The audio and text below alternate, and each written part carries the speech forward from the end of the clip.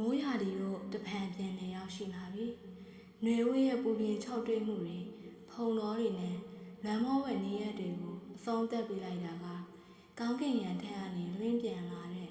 ညွတ်မှားနေတဲ့မိုးတိမ်တိုက်တွေပဲဖြစ်တယ်။ပထမဆုံးစတင်ရွာသွန်းလိုက်တဲ့မိုးဆက်မိုးပေါက်တွေနဲ့အတူညီကြီးကနေထွက်ပေါ်လာတဲ့ပထမဆုံးညီသင်းတဲ့နေရာမိုးရာဒီရဲ့အစာပြုတ်ခြင်းကိုကြည်ညာမောင်းခတ်လိုက်တယ်လို့ရှိနေတော့တယ်။မိုးဆက်တွေတွန်းဖြန်းလာတဲ့အခါ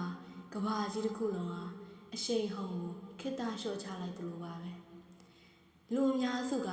စောင်းရာတွေကိုသဘောကျကြတယ်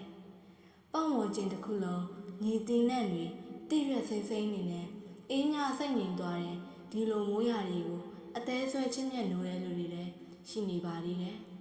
သူတို့တွေကမိုးရာတွေကိုသဘောကျကြတယ်မိုးပပွဲလေးတွေရွာတာကိုလည်းသဘောကျကြတယ်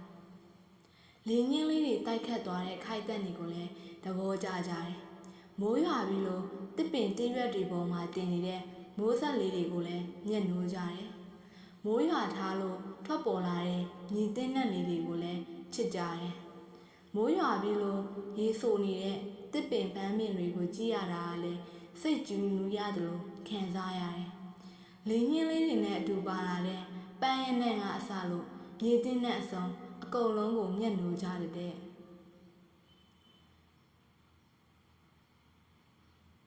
တို့ရဲ့ကဘာထဲမှာမိုးရာဒီမှာတစ်ပင်လေးစိုက်ပြီးတော့စားအောက်တွေတချင်းနံနေနဲ့နေထိုင်ရတာဟာဘာနဲ့မှမတူတဲ့အေးချမ်းမှုတွေတဲ့အဲ့ဒီအရာလေးကတစ်ခုနဲ့တစ်ခုဆက်ဆက်နေပြီးတော့ဘဝရဲ့အေးချမ်းစစ်မှန်တဲ့ဒုက္ခကိုဖန်တီးပေးနေတဲ့စိတ်ဝိညာဉ်ရဲ့အဖော်မွန်တွေပဲမိုးရာဒီကိုမျက်နှာတဲ့လူတယောက်အတွက်ပထမဆုံးမိုးပေါက်တွေမြေကြီးပေါ်ကျလာတဲ့အချိန်ဟာအလှပဆုံးကြပြတစ်ပုတ်စတင်ရွဆိုလိုက်ကြလို့ပါပဲလျှက်စီလင်းနဲ့ဖြတ်ခနဲပြီးမှလေပြင်းလေးတွေဝိရမ်းလာပြီးမကြခင်မှာပဲတုံးဖြန်းချလိုက်တဲ့မိုးဆက်တွေကပူလောင်မြေတူးနေတဲ့မြေပြင်ကိုအေးချမ်းသွားစေပါတယ်အဲ့ဒီအချိန်မှာထွက်ပေါ်လာတဲ့မြေတင်းနှံကတော့ဘေးရင်မွေးနှံထဲမှာနှိုင်းရှင်လို့မရတဲ့တဘာဝတရားကြီးကပေးလိုက်တဲ့လက်ဆောင်ပါပဲအဲ့ဒီမြေတင်းနှံကိုရှူရှရင်မိုးတသေးရွနေတာကိုမြင်ရတာဟာစိတ်ထဲကပူပန်မှုအညစ်အကြေးတွေကိုမိုးရီနဲ့အတူစေးကြောပြလိုက်တယ်လို့ခံစားရစေပါတယ်အပြင်ကဘာကြီးတစ်ခုလုံးမိုးရီထဲမှာဝါသသားဖြစ်နေခြင်းကိုယ့်ရဲ့အတွင်းစိတ်ကတော့ပိုပြီးကြည်လင်လင်းလက်လာတတ်တယ်မိုးရာရီဟာကျွန်တော်တို့ကိုအလောတကြီးပြေးလွှားနေတဲ့လူမှုပတ်ဝန်းကျင်ကနေခဏတာရုံထွက်ပြီးကိုပြန်လဲငင်းမော့ကြည့်ဖို့အကောင်းဆုံးချိန်ခါကိုဖန်တီးပေးရတာဖြစ်ပါတယ်။မိုးရာရီဟာတဘာဝတရားကြီးကိုဆေးရောင်ချဲပေးတဲ့ပကြီးဆရာတူလို့ပြောရင်လည်းမမှားပါဘူး။နှွေတဲ့ကြောင့်ညှိုးနှံချောက်တွေ့နေခဲ့တဲ့တစ်ပင်ပန်းမှန်တွေဟာမိုးရီဆက်တွေရဲ့ထိတွေ့ကြောင့်တခဏအတွင်းမှာပဲစိမ့်လန်းဆိုပြီးလာကြတယ်။တရွက်စိမ့်လေးတွေပေါ်မှာခိုအောင်နေတဲ့မိုးရီဆက်လေးတွေက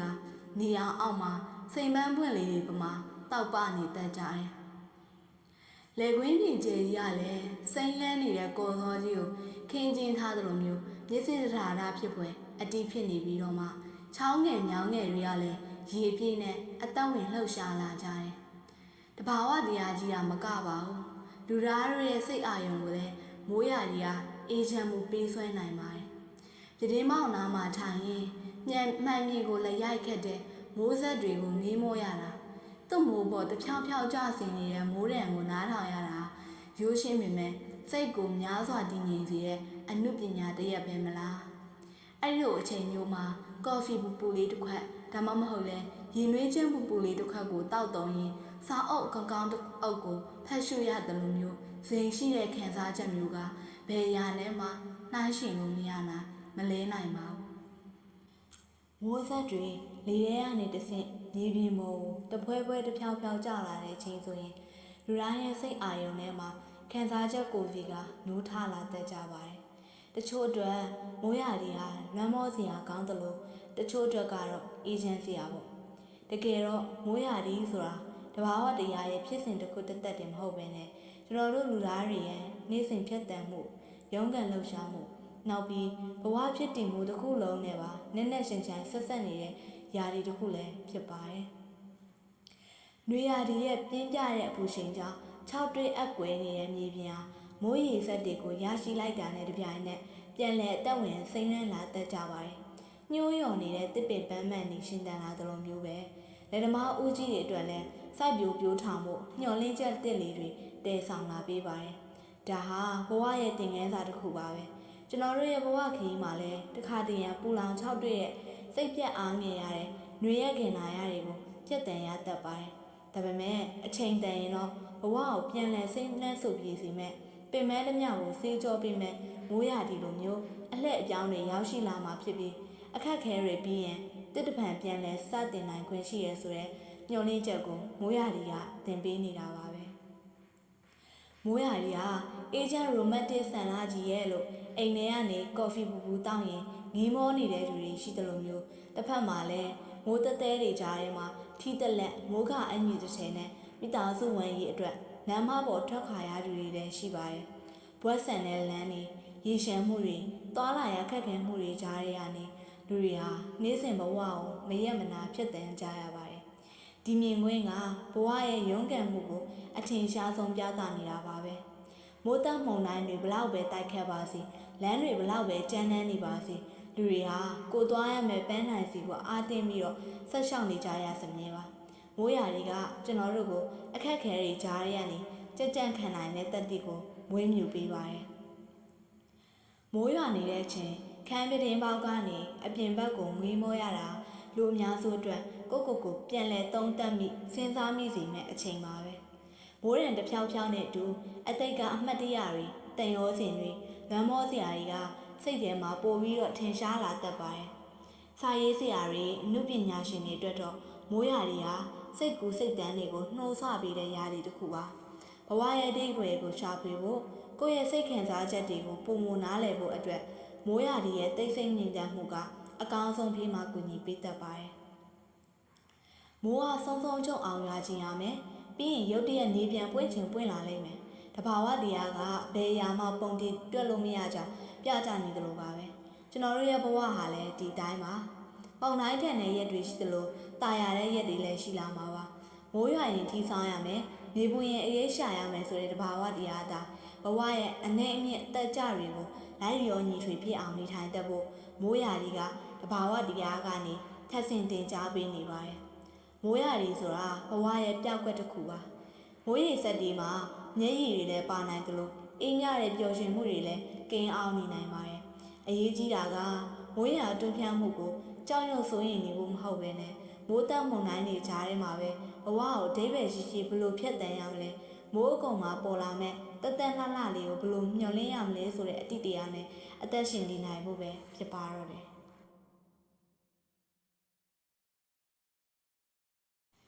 မိုးရာသီမှာမြေစီလွာစုံစုံနူးညံ့နေပြီးအပင်ဆိုင်ဖို့အကောင်းဆုံးချိန်ဖြစ်ပါတယ်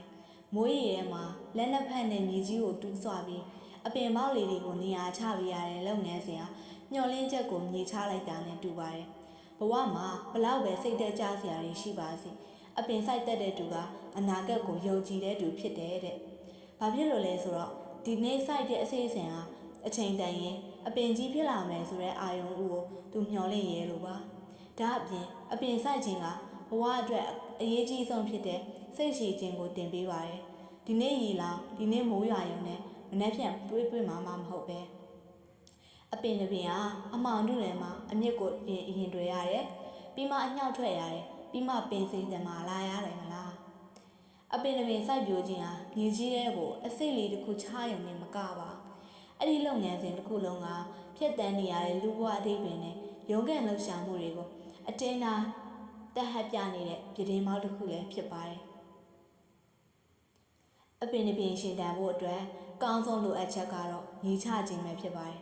တင့်တော်တဲ့မြေစီလွာကိုရွေးချယ်ပြီးအစေးအဆန်ကိုအမှောင်မှုတွေမြုပ်နေရတယ်ဘဝမှာလည်းဒီအတိုင်းပါပဲကျွန်တော်တို့တွေအောင်မြင်မှုတွေရှင်တန်မှုတွေအားကောင်းဖို့အတွက်ဆိုရင်မိမိကိုယ်ကိုတည်ငြိမ်တဲ့အခြေခံအုတ်မြစ်တစ်ခုပေါ်မှာအရင်ဆုံးမြေချဖို့လိုအပ်ပါတယ်မိမိရဲ့စိတ်နေစိတ်ထားမိမိယုံကြည်ကိုးစားရာအခြေခံမှုတွေဟာအပင်တစ်ပင်အတွက်မြေစီလွာလိုပါပဲမြေစီလွာမကောင်းရင် အပင်ကအချက်ချင်းညှိုးနှမ်းသွားတတ်တယ်လို့အတွေးခေါ်နဲ့စိတ်သက်ခိုင်မာမှုမရှိရင်လည်းဘဝရဲ့မှုန်တိုင်းတွေကိုကြင်ကြံခိုင်တာမဟုတ်ပါဘူးအစစ်တစစ်မြေကြီးရဲ့ရောက်သွားတဲ့အခါခြောက်ကပ်ပြီးမှောင်မဲနေတဲ့ပတ်ဝန်းကျင်ကိုအစစ်လေးဟာစတင်ရင်ဆိုင်ရပါတယ်အပြင်လူကကြည့်ရင်တော့အဲ့ဒီအစစ်လေးကမြေမြုပ်ခံလာရပြီးဖြစ်ပေမဲ့အဲ့ဒီအမှောင်ထုထဲမှာပဲအစစ်လေးကသူ့ရဲ့အခွန်ကိုခွဲထွက်ဖို့အင်အားလေးစုဆောင်နေတာပါဘဝမှာလည်းတစ်ခါတည်းအထီးကျန်မယ်အခက်ခဲဖြစ်တဲ့နဲ့စိတ်တက်ကြမယ်ဆိုတဲ့အမှောင်ထုတွေလည်းရောက်သွားတတ်ပါတယ်အဲ့လိုအခါမျိုးမှာငါဘဝသွားပြီလို့စိတ်တက်ကြနေမယ်ဆိုအပင်စိုက်ပျိုးခြင်းကပေးတဲ့တင်ငန်းစာအတိုင်းမြေမြုပ်ခံရတာကပြည့်စည်ခြင်းမဟုတ်ဘဲနဲ့အတ္တဖန်ပြန်လည်မွေးဖွားဖို့စွမ်းအင်တွေစုဆောင်နေတဲ့အစာပြုခြင်းတက်တာဖြစ်ပါတယ်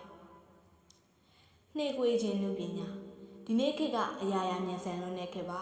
ဖုန်းတစ်ချက်နှိပ်လိုက်တာနဲ့လိုချင်တာအကုန်ရနေတဲ့အချိန်မှာစိတ်ရှည်ခြင်းဆိုတဲ့အရေးချင်းကတဖြည်းဖြည်းပျောက်ဆုံးလာပါတယ်ဒါပေမဲ့အပြင်ဆိုင်တဲ့အခါမှာတော့အရှိန်မြင့်တင်လို့မရပါဘူးဒီနေ့ရီလောင်ဒီနေ့မီဩစာကျွေးပြီးမနေ့ပြန်အတီးခူစားလို့မရပါ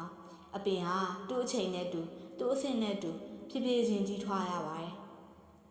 ဘဝရဲ့ပန်းနိုင်တွေအိမ်မက်တွေကလည်းထိုနည်း၎င်းပါပဲအောင်မြင်မှုဆိုတာနေ့ချင်းညချင်းရောက်လာတာမျိုးမဟုတ်ပါအပင်တစ်ပင်ကြီးထွားဖို့အချိန်ဆောက်ရတယ်လို့မျိုးပဲမိမိကိုယ်ကိုမိမိပြောင်းလဲတိုးတက်ဖို့အတွက်လည်းအချိန်ပေးရပါတယ်ကိုလုံးစရာရှိတဲ့အလုပ်ကိုနေ့စဉ်မှန်မှန်လုပ်ဆောင်ရင်အချိန်ကာလရဲ့အလုပ်လုပ်ပုံကိုစိတ်ရှိလက်ရှိနဲ့ယုံကြည်ပေးဖို့ပဲလိုအပ်ပါတယ်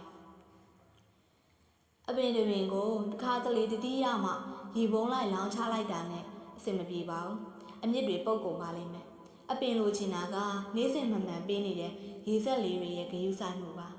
ဒါဟာဘဝအတွက်အရန်ရေးကြီးတဲ့သင်ခန်းစာတစ်ခုကိုပေးပါတယ်လူများစုကဘဝကိုပြောင်းလဲပြစ်မဲ့ကြီးမားတဲ့အခွင့်အရေးတွေကိုပဲစောင့်မျှော်နေတတ်ကြပါတယ်ဒါပေမဲ့တကယ်တမ်းဘဝကိုလှပစေတာကနေ့စဉ်လှုံ့ဆော်နေတဲ့အလေးကျင့်လေးတွေပဲနေ့စဉ်စာသမမျက်နှာဖတ်မယ်လေ့ကျင့်ခန်းလုပ်မယ်ကိုပြန်လဲဆန်းစစ်မယ်စတဲ့တင်းငယ်ပေမဲ့မှန်မှန်ကန်ကန်နေ့တိုင်းလုပ်တဲ့အပြုံးမှုလေးတွေကရေရှည်မှာကြီးမားတဲ့အတီးပွင့်တွေကိုခံစားစေရတာဖြစ်ပါတယ်အမြင့်ကိုမမြင်ရပေမဲ့အရေးကြီးဆုံးဖြစ်တယ်အပင်တစ်ပင်ကိုမြင်ရတဲ့အခါလူတွေကဝေစာနေတဲ့အရွက်တွေလှပတဲ့ပန်းပွင့်တွေကိုပဲချီကျူးတတ်ကြတယ်မြေကြီးအောက်ကရုံးကန်လှူရှာနေတဲ့အမြင့်တွေကိုတော့ဘယ်သူမှတတိမထားမိကြဒါပေမဲ့ပုံတိုင်းပြင်းပြင်းထန်ထန်တိုက်ခတ်လာတဲ့အခါအပင်ကိုလဲမသွားအောင်ထိန်းပေးထားတာကအရွက်လှလှလေးတွေလည်းမဟုတ်ပါဘူးအပွင့်လှလှလေးတွေလည်းမဟုတ်ပါမြေကြီးထဲမှာနက်နက်ရှက်ရှမ်းတွက်ကင်နေတဲ့အမြင့်တွေပဲဖြစ်ပါတယ်ဘဝမှာလည်းအပေါ်ယံစင်တန်းစာတွေလူမြင်ကောင်းတဲ့အောင်မြင်မှုတွေထက်စိတ်သက်ပိုင်းဆိုင်ရာကြံ့ခိုင်မှုနဲ့ကိုကျင့်တရားဆိုတဲ့ကွယ်ပြောက်နေတဲ့အမြင့်တွေကပိုရေးကြီးပါတယ်လူမမြင်ကွယ်တာမှာကိုဘလို့တိဆောက်တာလဲခက်ခဲတဲ့အချိန်တွေစိတ်သက်ကြနေတဲ့အချိန်တွေမှာဘလောက်ထိထိန်းချောင်းနိုင်ခဲ့လဲဆိုတာကဘဝရဲ့မုန်တိုင်းတဲ့နေရာနေတင့်ကိုအလဲမခံရအောင်ကာကွယ်ပေးနေတဲ့အမြင့်တွေပဲဖြစ်ပါတယ်ဘဝဆိုတာဥယျာဉ်တစ်ခုပါကျွန်တော်တို့တယောက်ချင်းစီရဲ့ဘဝဟာကိုယ်တိုင်ပြုစုပြောထောင်ရမယ့်ဥယျာဉ်လေးတစ်ခုနဲ့တူပါတယ်တခါတည်းရမှာပေါင်းမြတ်တွေလိုမျိုးမကောင်းတဲ့အတွေ့ခေါ်တွေအစိတ်အသောက်ဖြစ်စေမဲ့လူတွေကိုနှုတ်ပြရပါတယ်တခါတည်းရမှာတော့ခြောက်တွင်းနေတဲ့ယာဒီဥဒုလိုမျိုးခက်ခဲကြမ်းတမ်းတဲ့အခြေအနေတွေကိုအန်တုရင်ရေမပြတ်အောင်ကိုအားပေးရပါတယ်အပင်စိုက်ခြင်းကနေပြီးရဲ့အကြီးမားဆုံးမှန်တရားကစိုက်တဲ့အတိုင်းရိတ်တင်ရမယ်ဆိုတာပါပဲတင်ပါအစိတ်ဆန်ဆိုင်မလဲစူးစမ်းမှုစိတ်ရှိမှုနဲ့မေတ္တာတရားတွေကိုဒီနေ့ပဲစိုက်လိုက်ပါအချိန်တန်ရင်တော့တင်မောဟာအရေးလေရအပွင့်လဲလှတဲ့လှပတဲ့တစ်ပင်ကြီးတစ်ပင်ဖြစ်တထဲဝဝရှင်တန်နေပါလိမ့်မယ်မြေစီလွာကိုကင်တွယ်ပြီးတစ်ပင်နဲ့ဘဝကိုချိတ်ဆက်ရတဲ့အပင်စိုက်ခြင်းကမိုးရာကြီးရဲ့အကောင်းဆုံးပုံမှန်ပါပဲမိုးရေဆိုဆက်နေတဲ့မြေကြီးကိုလက်နဲ့ထိတွေ့ကင်တွယ်ရတာဟာကဘာမြေကြီးနဲ့စကားပြောနေရတယ်လို့မျိုးခံစားချက်မျိုးကိုပေးစွမ်းပါတယ်တစ်ပင်စိုက်တတ်တဲ့လူတစ်ယောက်ဟာမိုးရေထဲမှာတက်ကြွနေတတ်ပါတယ်ဒီမိုးရေဒီဟာဒီဥဒုဟာအပင်လေးတွေအမြင့်တွယ်ဖို့အညောက်တစ်လေးတွေထွက်လာဖို့အကောင်းဆုံးချိန်ဆိုတာသူသိနေလို့ပါပဲအိုးအဟောင်းတွေတဲ့မြေစီလွာအစ်စ်လဲပေးတာအပင်မောက်တွေကိုနေရာချပေးတာဒါမှမဟုတ်လဲမြေကွက်လက်လေးထဲမှာတစ်စစ်လေးတွေချထားပေးတာကိုယ့်ရဲ့မျှော်လင့်ချက်တွေကိုမြေချလိုက်တာနဲ့တူပါတယ်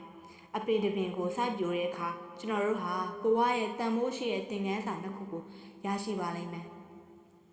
ပထမတစ်ခုကတော့လက်ရှိအချိန်မှာရှင်တန်ခြင်းပါမြေကြီးကိုတူးဆွနေတဲ့အချိန်အမြင့်ကလေးတွေကိုအသာရကင်တွင်နေတဲ့အချိန်ဟာ အတိတ်ကနောင်နာရီအနာဂတ်အတွက်စိုးရင်ပူပန်မှုတွေမရှိတော့ပါဘူးအဲ့ဒီအချိန်မှာကိုနဲ့အပင်လေးပြီးတော့ရွာကျနေတဲ့မိုးစက်တန်လေးပဲရှိပါတော့တယ်နောက်တစ်ခုအနေနဲ့ကတော့စောင့်ဆိုင်ခြင်းရဲ့အလှတရားမိုးရာသီမှာစိုက်တဲ့အပင်ဟာမိုးရေရဲ့အားကြောင့်ညံ့ညံ့မြစ်သွေတတ်ပေမဲ့လည်းသူ့ရဲ့တဘာဝအတိုင်းစစ်စစ်ကြီးထွားဖို့အချိန်ဆောင်ရလာပါပဲဒါဟာဘဝရဲ့အိမ်မက်တွေကိုအလောတကြီးမဟုတ်ပဲနဲ့စိတ်ရှိလက်ရှိပြူးထောင်ရမယ်ဆိုတဲ့အမှန်တရားကိုတတိပေးနေပါတယ်အပြင်ကမိုးကတဖွဲဖွဲဒါမှမဟုတ်လဲတဲတဲမဲမဲရွာနေမယ်ခုနကအပြင်ဆိုင်လို့ပြီးသွားတဲ့အခါလက်ကိုစင်ကြအောင်ဆေးပြီးတော့ပူနွေးပြီးခတ်တက်တဲ့ကော်ဖီတစ်ခွက်ကိုပေးမှချလို့စောက်အောက်ကိုလှန်လိုက်ရတဲ့အရာကတော့ဘဝရဲ့အမြင့်မြတ်ဆုံးသောဒုက္ခတွေကတစ်ခုပါပဲမိုးရွာတဲ့နေ့မှာစာဖဲရတာရှားနေ့တွေထက်ပိုပြီးစိတ်အာရုံစူးစားရလွယ်ပါတယ်ပတ်ဝန်းကျင်ကစုညံတဲ့တွေကိုမိုးရံကဖုံးလန်းပေးထားလို့စောက်ထဲကကဘာကြီးတဲ့နက်နက်ရှိရှိနင့်ဝင်သွားလို့ရပါတယ်စာမျက်နှာတွေကိုတရွက်ချင်းလှန်နေရင်စာရေးစရာတွေရဲ့အတွေးခေါ်တွေဇက်ကောင်တွေရဲ့ခံစားချက်တွေနဲ့တူစီးမျောရတာဟာကိုယ်ကအပြင်မထွက်ဘဲနဲ့စိတ်ကူးနဲ့ခရီးသွားနေရသလိုပါပဲစာဖက်ချင်းကစိတ်ကူးညံကိုကျယ်ပြန့်စီုံနဲ့မကပဲနဲ့မိုးရာရီရဲ့အေးစိမ့်စိမ့်ဥတုကြားမှာနှလုံးသားကိုနှွေးထွေးစေတဲ့အတိမြင်တွေဖြည့်ဆည်းပေးပါတယ်။ကြပြာစာအုပ်ဖြစ်ဖြစ်ဝတ္ထုရှည်ကြီးတစ်ပုဒ်ပဲဖြစ်ဖြစ်ဒါမှမဟုတ်လဲဘဟုတုတဖြစ်ပွဲစောင်းမတွေဖြစ်ဖြစ်မိုးရံနဲ့အတူဖတ်ရတဲ့စာသားတိုင်းကစိတ်နှလုံးသားထဲမှာပိုပြီးအရသာလေးနဲ့နေတတ်ပါတယ်။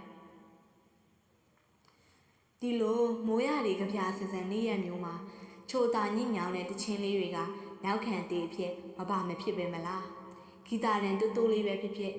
ပီယန်နိုတန်တတာလေးနဲ့လိုက်ဖက်တဲ့လွမ်းမောပဲတခြင်းတွေပဲဖြစ်ဖြစ်နားထောင်ရတာဟာစိတ်ဝိညာဉ်ကိုဖေးချယ်ပေးနေကြလို့ပါပဲတခြင်းနားထောင်ခြင်းဟာကျွန်တော်တို့ရဲ့ခံစားချက်တွေကိုပုံမနဲ့ဆိုင်စေပါတယ်မိုးရံကိုစီးချက်တစ်ခုလိုသဘောထားပြီးအဲ့ဒီစီးချက်ပုံမှာထပ်ဆင်စီးမျောလာတဲ့တခြင်းတန်ပြင်တွေက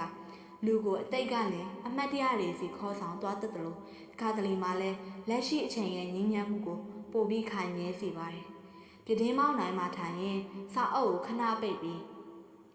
တချင်းတန်စင်နောက်ကိုစိတ်အာရုံနှွတ်ထားလိုက်တဲ့မိနစ်ပိုင်းကြီးဟာဘဝရဲ့ရုန်းကန်လှုပ်ရှားမှုတွေကြောင့်ပင်ပန်းနှွမ်းနေတဲ့စိတ်ကိုအာဟာရကျွေးမွေးနေတဲ့အချိန်တွေဖြစ်ပါတယ်။အဲ့ဒီအချိန်မှာနားထောင်ရတဲ့တချင်းတွေဟာတာမန်ချိန်တွေထက်ပိုပြီးအသေးပဲရှိနေတတ်ပါတယ်။ပြင်ပလောကကြီးတစ်ခုလုံးမိုးဆက်တွေနဲ့ဝေဝါးနေတဲ့မိုးရွာတဲ့နေ့တစ်နေ့မှာအိမ်ရင်းမောက်အမီကခုံလေးပေါ်မှာထိုင်ရင်လက်ထဲကတင်းပြန့်တဲ့အနက်နဲ့အတူအငွေးထွက်နေတဲ့ကော်ဖီကခါးလေးတစ်ခုကိုကင်နာရတဲ့ခါနာချက်ကလည်းဘာနဲ့မှနှမ်းရှင်လို့မရတဲ့တီးတဲ့ကဘာလေးတစ်ခုဖြစ်ပါတယ်။မိုးရာကြီးရဲ့အစ်ဆက်ဆက်အငွေးတက်နဲ့ကော်ဖီပူပူခခါးတစ်ခွက်ရဲ့ပေါင်းဆက်မှုဟာအရာတစ်ခုတည်းမကပဲဘဝရဲ့အတိတ်ပဲကိုဖော်ဆောင်နေတဲ့ဓာတ်ဟချက်တစ်ခုလည်းဖြစ်ပါတယ်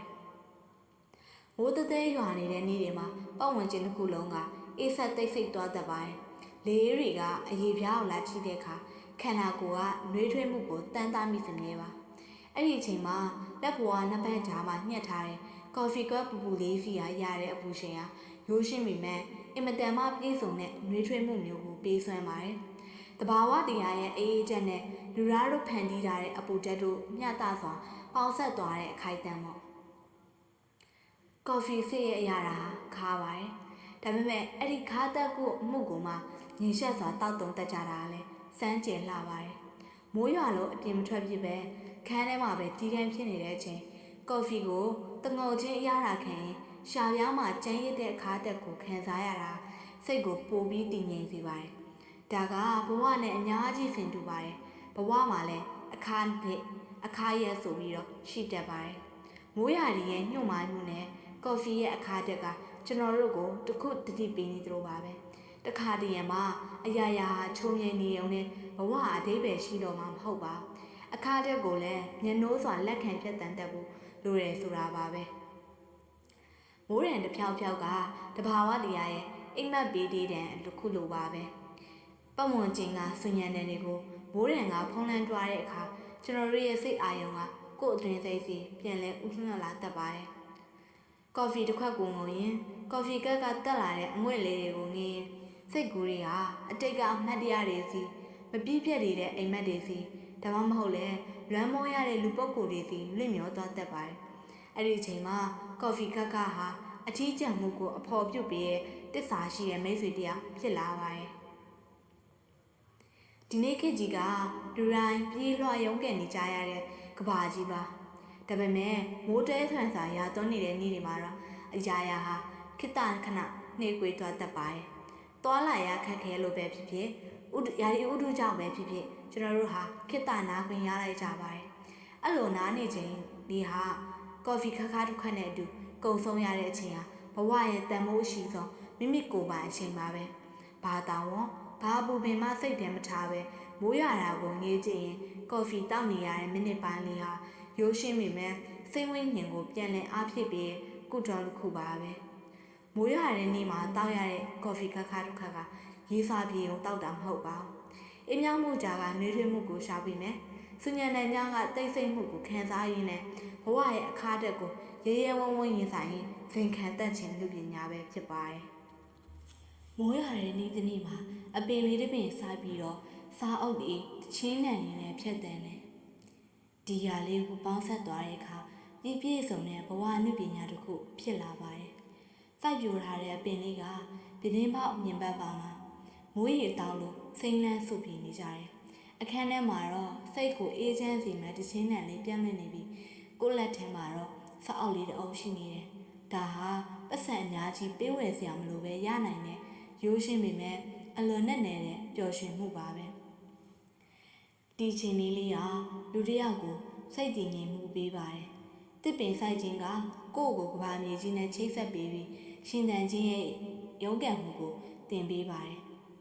စာဖတ်ခြင်းကကိုယ့်ရဲ့အသိပညာနဲ့အတွေးအခေါ်ကိုမြင့်တင်ပေးပြီးတခြားတွေရဲ့ကဘာကိုနားလည်စေပါတယ်တချင်းနားထောင်ခြင်းကကိုယ့်ရဲ့ခံစားချက်တွေကိုတိမ်မွေ့စေပြီးအထီးကျန်မှုကိုအနုပညာအဖြစ်ပြောင်းလဲပြီးရယ်မိုးရာတွေကတော့အဲ့ဒီအရာအလုံးကိုရင်ခွင်ကျဲကြီးနဲ့ပွေ့ပပြီးတင့်တော်တဲ့ပတ်ဝန်းကျင်ကိုဖန်တီးပေးပါတယ်မိုးရာတွေကိုချစ်မြတ်လို့ပြီးအပင်ဆိုင်တဲ့စားအုပ်ဖတ်တဲ့တချင်းသားထောင်တက်တဲ့လူတစ်ယောက်ကဘဝရဲ့မှုန်တိုင်းတွေကိုမကြောက်တတ်တော့ပါဘူးဘာလို့လဲဆိုတော့မှုန်တိုင်းတွေမိုးသက်လေဥတွေပြီးသွားရင်ပိုပြီးလှပစိမ့်လန်းတဲ့နေ့ရက်တွေရောက်လာမယ်ဆိုတာကိုသူစိုက်ပျိုးထားတဲ့အပင်လေးကတက်တည်ပြနေလို့ပါပဲပတ်ဝန်းကျင်ကဘာကြီးကဘလောက်ပဲရှုပ်ထွေးဆူညံနေပါစေမိုးရွာတဲ့နေ့တစ်နေ့မှာတစ်ပင်လေးဆိုင်ရင်စာအုပ်ဖတ်ရင်တချင်းသားထောင်ရင်ကိုယ့်ရဲ့အတွင်းစိတ်ကဘာလေးကိုအေးချမ်းအောင်တိဆောက်ထားနိုင်ခြင်းဟာအရေးချင်းတစ်ခုပါပဲမိုးရွာရဲ့အေးမြမှုနဲ့အတူတင်ဘဝရဲ့ဥယျာဉ်လေးတဲ့အမြဲတမ်းစိမ့်နှံ့ဆူပြနေပါမယ်အခုမျက်လုံးထဲမှာပုံရိပ်လေးတစ်ခုကိုမြင်အောင်ကြည့်လိုက်ပါအပြင်ဘက်ကမိုးကတဖွဲဖွဲရွာနေတယ်ကော်ဖီပူပူတစ်ခွက်ရဲ့အငွေ့ကတလူလူတက်နေတယ်ပြီးခဲ့တဲ့ရက်ကကိုယ်တိုင်စိုက်ထားတဲ့အပင်လေးကမိုးရေထဲမှာစိမ့်လန်းဆူပြေလို့လန်းဆန်းနေကြတယ်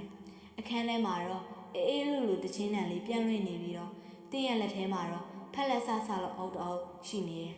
ဒီပုံရိပ်ဟာရိုးရှင်းပေမဲ့အလွန်လက်နေတဲ့ဘဝရဲ့ဟန်ချက်ကိုပြသနေတာပါ